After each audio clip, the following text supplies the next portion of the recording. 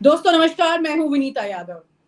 India गठबंधन काफी जोर लगा रहा है, लेकिन ये जोर लगाते वक्त वक्त का ख्याल रखना बहुत ज्यादा जरूरी है, क्योंकि उनके खुद की अलायंस अब लगातार सोशल मीडिया तक पहुंच गए हैं ये बात कहने के लिए कि भाई जल्दी करो। ये जल्दी करने वाली बात क्या फोन कॉल्स पर नहीं हो रही है, जो कि सोशल मीडिया पर आकर ट्वीट करके कही जा रही है। बात समाजवादी पार्टी की हो यहाँ पर, या फिर और दूसरी और पार्टियां जो कि लगातार ये बात का जिक्र कर रही है। संजय राउत ने भी कुछ इसी तरह का ट्वीट किया था। और ये जो जिक्र है, उससे फिक्र इस बात की बढ़ रही है कि इंडिया अलायंस का इंपैक्ट कहीं कमजोर ना हो जाए, क्योंकि हरियाणा हाथ से निकल गया, महाराष्ट्र में मामला ना फंस जाए। और वहीं पर अगर आप याद करें लोकसभा चुनाव, याद करें मध्य प्रदेश का चुनाव, ये सब में जहां जहां अलायंस की बात थी वहां वहां पर देरी हुई, और देरी होने की वजह से मामले फंसते नजर आए।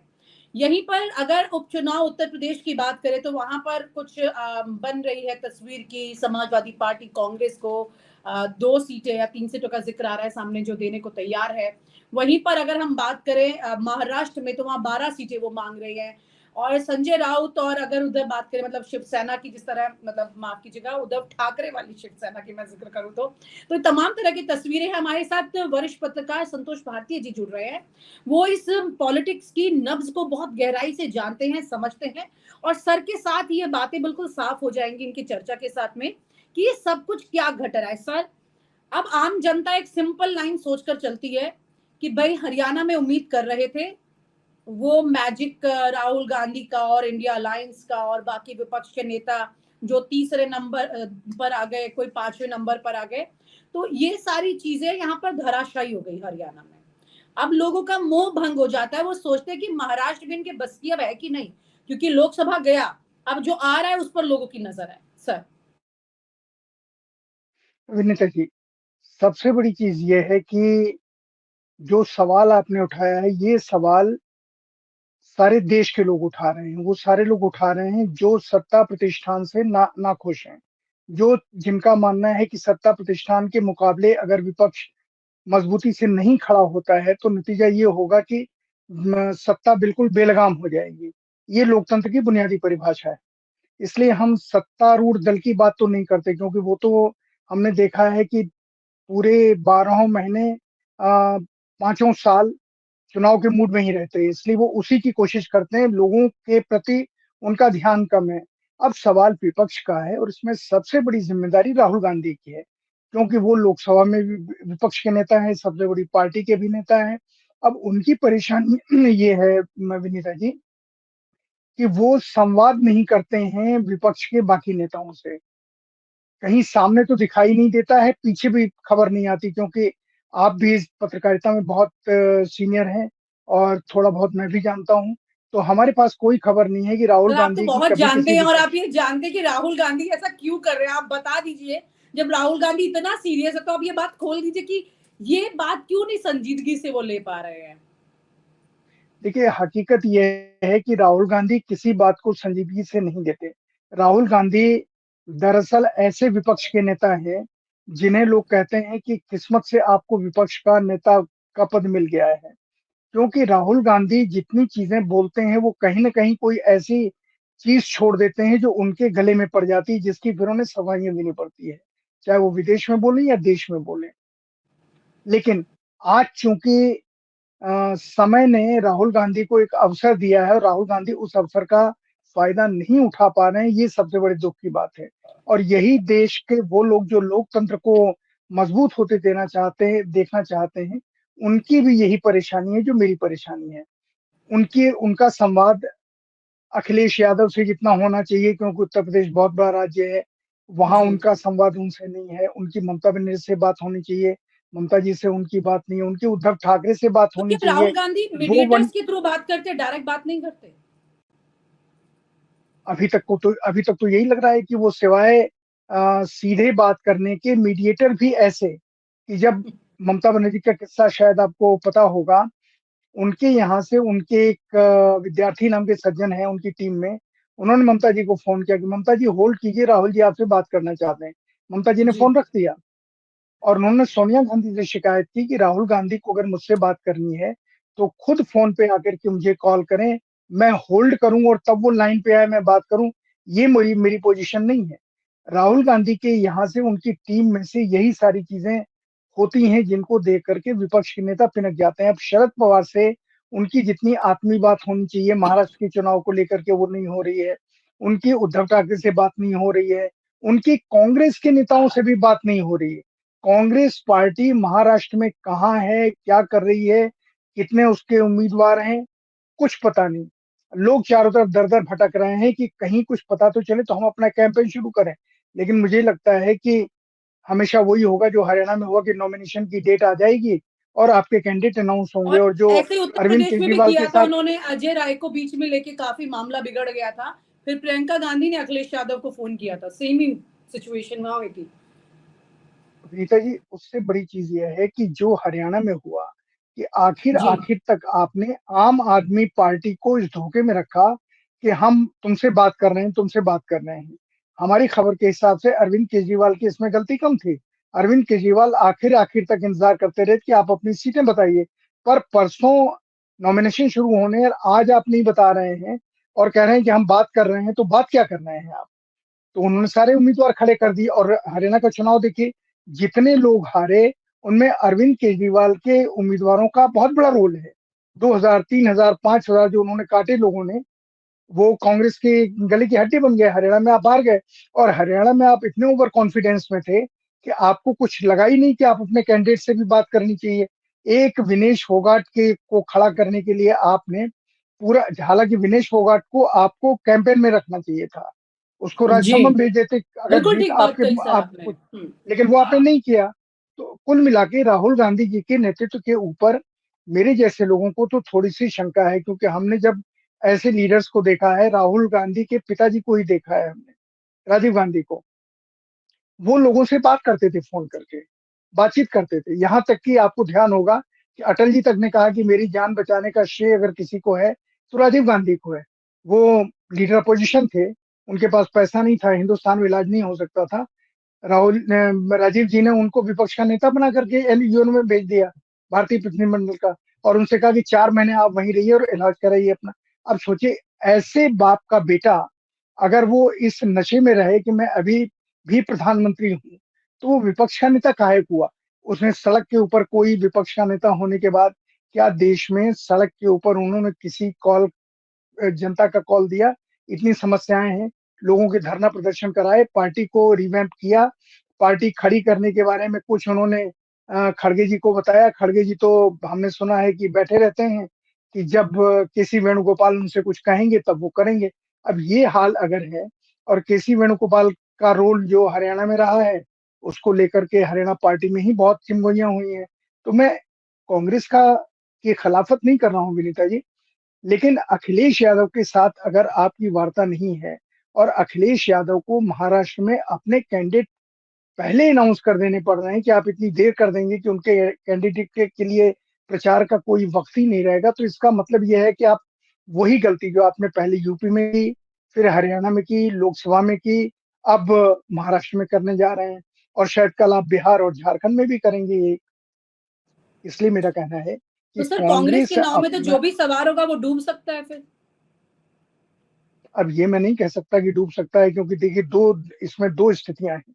देश में गरीबी और बेरोजगारी इतनी बड़ी समस्याएं हैं, जिसको उलट दीजिए, बेरोजगारी पहले और गरीबी बाद में, महंगाई, ये इतनी बड़ी समस्याएं हैं कि लोग इनसे त्रस्त हो गए हैं, और उनके सामने सत्ता से लड़ने का या सत्ताधारी पार्टी से लड़ने का एक ही शस्त्र है, एक ही वेपन है, वो है विपक्ष की पार्टी, जिसमें कांग्रेस सबसे नंबर 1 पे आती है। तो उस को ध्यान में रख करके लोग अगर मान लीजिए खिलाफत करना चाहें, वो सॉरी, विरोध करना चाहें सत्तारूढ़ पार्टी का, तो वो कांग्रेस को वोट दे देंगे, वो अलग चीज है। पर कांग्रेस कहीं भी अपने को मोदी जी के मुकाबले या सत्तारूढ़ पार्टी के मुकाबले खड़ी होती दिखाई नहीं दे रही है। हरियाणा का तो कमाल हो गया कि जिस तरीके से वहां पर अमित शाह और जो प्रधान जी है, जो वहां के इंचार्ज हैं, इन लोगों ने जो कोशिश की एक एक सीट को लेकर के, कांग्रेस ने कोई कैंपेन तक तो किया नहीं हर सीट पे जाकर के, तो अब क्या कहें? तो इसलिए जो हरियाणा में हुआ, वो आग खोलने वाली चीज है, और कांग्रेस पार्टी अभी भी महाराष्ट्र में उसी चिंता में है कि हमारे कैंडिडेट का नाम ही हमको नहीं पता, हम खड़े होंगे, नहीं खड़े होंगे, कितनी सीटों पे होंगे, कैसे होंगे, मीटिंग करते हैं, अपनी पार्टी में किसी को पता नहीं है। अब इस स्थिति को लेकर के देश में उन सारे लोगों को चिंता है जो चाहते हैं कि एक सशक्त विपक्ष हो। और अगर हरियाणा की तरह से महाराष्ट्र में भी वही हो गया, जो अगर वही किस्सा दोहराया गया हरियाणा वाला, तो फिर आप समझ लीजिए कि बाकी आने वाले जो चुनाव हैं, चाहे वो बिहार का चुनाव हो, चाहे वो 27 में यूपी का चुनाव हो या उसके पहले झारखंड का चुनाव हो, जितने राज्यों के चुनाव हैं उनमें यही सब होगा। और फिर मोदी जी एक देश एक चुनाव को लेकर के जी वो फिर 25 में चुनाव करा सकते हैं और तब कांग्रेस की कहीं कोई जगह बचेगी नहीं। बिल्कुल सर, यहाँ पर विनीता जी। बहुत सीरियस सिचुएशन है कि एक-एक करके वापस से अगर राज्य कवर कर लिए, तो उसके बाद एक बार फिर से वही संकट आ सकता है अपोज़िशन के सामने। बड़ी मुश्किल से ये एकजुट हुआ है अपोज़िशन, लेकिन अपोज़िशन की बड़ी कमज़ोरी की वजह से ये सब हो सकता है। अब यहाँ पर महाराष्ट्र में सर अगर हम मुख्यमंत्री के चेहरे की बात करें, क्योंकि अभी हाल ही में अमित शाह ने मीटिंग की अ, अजीत पवार के साथ और एकनाथ शिंदे के साथ। वहां पर क्योंकि मुख्यमंत्री की तरफ ताक लगाए सभी देख रहे हैं, खास तौर से खुद बीजेपी में देवेंद्र फडणवीस भी देख रहे हैं। हाल ही में कुछ वक्त पहले बात थी कि शायद वो सेंटर में आ सकते हैं ताकि अपने अलायंस को वहां खुश रख सके, क्योंकि वो भी मुख्यमंत्री बनना चाहते हैं, उप मुख्यमंत्री पर डटे हुए हैं। तो ऐसी परिस्थितियों में आप सामने वाले में भी ऑलरेडी एक द्वंद चल रहा है, उसका फायदा भी नहीं उठा पा रही है विपक्ष। और यहाँ पर विपक्ष अपने आप ही आपस में एक, क्योंकि अखिलेश यादव ने अभी अगले पिछले 24 घंटे में ये बोला है कि ये महागठबंधन की तरह चलना पड़ेगा, यहाँ पर इतना बड़ा सीरियसली कॉल लेना पड़ेगा। तो अगर यहाँ पर कांग्रेस अभी भी एक इमेच्योरिटी के साथ बिहेव कर रही है और उनके खुद के कई नेता हैं जिनके ऊपर अलग अलग तरह के एलिगेशन लगने लगे हैं, सत्ता आने से पहले ही कई तरह की मनमुटाव शुरू हो गए हैं और बहुत जल्दबाजी होती है एक मिठाई खाने की, वो मिठाई से पहले ही उसमें नमक डल जाता है। इतने सारे लेसन होने के बाद भी कांग्रेस अगर राइट टाइम पर ये नहीं करती है, तो आपको क्या लगता है कि उधर अगर मारा, उधर देखिए अमित शाह को, तो वो इस बाजी को मार लेंगे और वो अपना कोई एक चेहरा मुख्यमंत्री का वो लोग क्लियर कर सकते हैं इससे पहले, क्योंकि अजित पवार भी उस सिचुएशन में है जहां से प्रॉब्लम्स हो सकती हैं। विनीता जी, उसका महाराष्ट्र का एक ही तोड़ है कि शरद पवार जी के साथ राहुल गांधी की अंतरंग बातचीत हो और राहुल गांधी ये इंप्रेशन लें कि शरद पवार इस सारी चीज के चाणक्य हैं और वो रणनीति बनाएंगे। एक, क्योंकि शरद पवार और अजीत पवार में महाराष्ट्र में परिवार भले ही उनका एक हो, लेकिन लोगों का फैसला तो शरद पवार जी की तरफ है, अजीत पवार जी की तरफ नहीं है। एक, दूसरी तरफ देवेंद्र फडणवीस की साख बहुत कम हो गई है महाराष्ट्र में। देवेंद्र फडणवीस के ऊपर कई आरोप लगे हैं, उनके एक नजदीकी आदमी की मृत्यु ने, ये पूरे महाराष्ट्र में चर्चा है कि उनका सारा जो फाइनेंशियल सिस्टम है वो गड़बड़ा गया है, उनके पास कोई पैसा नहीं है। और नतीजे के तौर पे भारतीय जनता पार्टी में भी देवेंद्र फडणवीस को लेकर के बहुत असंतोष है। भारतीय जनता पार्टी में एक चीज और साफ है कि किसी भी तरीके से एक नाथ शिंदे दोबारा मुख्यमंत्री नहीं हो सकते हैं, क्योंकि वो जो जनता का झुकाव है वो हमारे उद्धव की तरफ है, उद्धव ठाकरे की तरफ है। उद्धव ठाकरे की तरफ जनता का झुकाव होना, ये मैं जो मेरे पास इंफॉर्मेशन है उसके आधार पे आपसे शेयर कर रहा हूँ कि उद्धव ठाकरे के बारे में ये साफ है कि मुख्यमंत्री उद्धव ठाकरे ही होंगे। और उद्धव ठाकरे को लेकर के शिवसेना के जो लोग हैं, खासकर अभी तो मुझे ये भी लगता है कि चुनाव की घोषणा होते ही एक नाथ शिंदे के 10-15 सांसद और विधायक चले जाएंगे उद्धव ठाकरे की तरफ। और उद्धव ठाकरे एक बहुत बड़ी शक्ति के रूप में महाराष्ट्र में उभरने वाले हैं, उनका कोई तोड़ है नहीं विपक्ष के पास। और एक नाथ शिंदे का बेटा जरूर सांसद हो गया है, वो अलग चीज है, लेकिन एक नाथ शिंदे जी दोबारा मुख्यमंत्री हो पाएंगे ऐसा मुझे लगता नहीं है। इसलिए महाराष्ट्र में तो, पर वही आपने जो कहा कि अब अखिलेश जी जो कह रहे हैं वो भी एक बड़ी चीज है कि अखिलेश जी जैसे लोगों को लेके आप कैंपेन नहीं करा रहे हैं। जम्मू कश्मीर का चुनाव हुआ, वहां आपने कितना कैंपेन किया। जम्मू कश्मीर में ये तो फारूक साहब की साख थी कि वहां पे नाक बज गई, लेकिन कुल मिला के कांग्रेस का स्ट्राइकिंग रेट जो था जम्मू में वो कितना कम था, कमजोर था। उससे ज्यादा तो उमर अब्दुल्ला का, जो उमर अब्दुल्ला ने कहा कि कांग्रेस को अपनी रणनीति के बारे में, अपने तरीके के बारे में सोचना चाहिए। तो जम्मू कश्मीर एक उदाहरण है। दूसरा उदाहरण महाराष्ट्र में होने जा रहा है। अगर राहुल गांधी के ऊपर जो ज़िम्मेदारी है, समय ने, वक़्त ने सौंपी है, हम कहें कि आज के इतिहास ने उन्हें सौंपी है, एक सशक्त और समझदार विपक्षी नेता का, संयोजक का, एक संयोजक की भूमिका निभाना, वो नहीं निभा रहे हैं। विपक्ष के नेता की भूमिका तो कहीं भी आप पब्लिक मीटिंग में भाषण दे दो, आपकी भूमिका खत्म। लेकिन संयोजक होता है जो सारे लोगों से बातचीत करता है। हमने नेता देखे हैं, हमने अटल बिहारी वाजपेयी देखे हैं, हमने आडवाणी जी देखे हैं, हमने वीपी सिंह देखे हैं, हमने चंद्रशेखर जी देखे हैं, मुलायम सिंह जी देखे हैं। ऐसे लोग हैं जो सबसे बात करते रहते थे।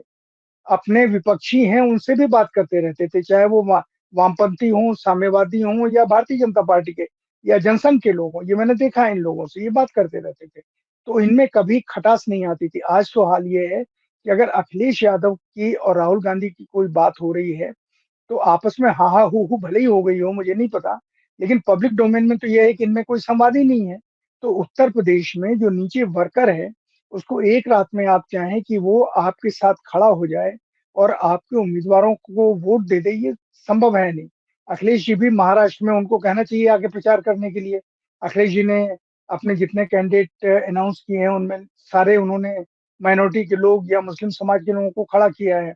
इसका मतलब है अखिलेश जी को ये पता है कि महाराष्ट्र का मुस्लिम समाज उनके साथ खड़ा है, वो किसी और के साथ नहीं खड़ा है। तो अगर उनके साथ ये है तो इनका फायदा उठाना ये कांग्रेस की जिम्मेदारी, ये उद्धव ठाकरे जी की जिम्मेदारी नहीं है, कांग्रेस की जिम्मेदारी है कि तिनकों को बटोर करके किस तरीके से आप एक गुलदस्ता बनाते हैं। थोड़े-थोड़े फूलों का अगर आप गुलदस्ता नहीं बना पाएँगे, फूल रास्ते में बहुत बिखरे होते हैं, लोग कुचलते हुए चले जाएँगे और यही महाराष्ट्र में भी विपक्ष का हाल होगा। तो इसलिए जो विनीता जी चिंता आपकी है, मैं उसी चिंता की बात कर रहा हूँ कि विपक्ष को मजबूत होना चाहिए इस लोकतंत्र में। राज्य में हो, देश में हो, सत्ता किसी के पास हो, मान लीजिए कांग्रेस की सत्ता होती तो मैं ये मानता हूँ कि आप मेरे साथ यही बात कर रही होती कि जो उस समय विपक्ष की ताकत है, वो कैसे मजबूत हो। क्योंकि जी, अगर विपक्ष मजबूत नहीं होगा तो सत्ता बेलगाम हो जाती है। ये लोकतंत्र बिल्कुल का सर। एक बुनियादी सिद्धांत है जो हर जगह दिखाई देता है। और आप हमसे जुड़े रहने के लिए सब्सक्राइब करें YouTube पर, फॉलो करें ट्विटर पर और लाइक करें Facebook पर। और ज्यादा जानकारी के लिए आपको टाइप करना होगा सिर्फ न्यूज नशा।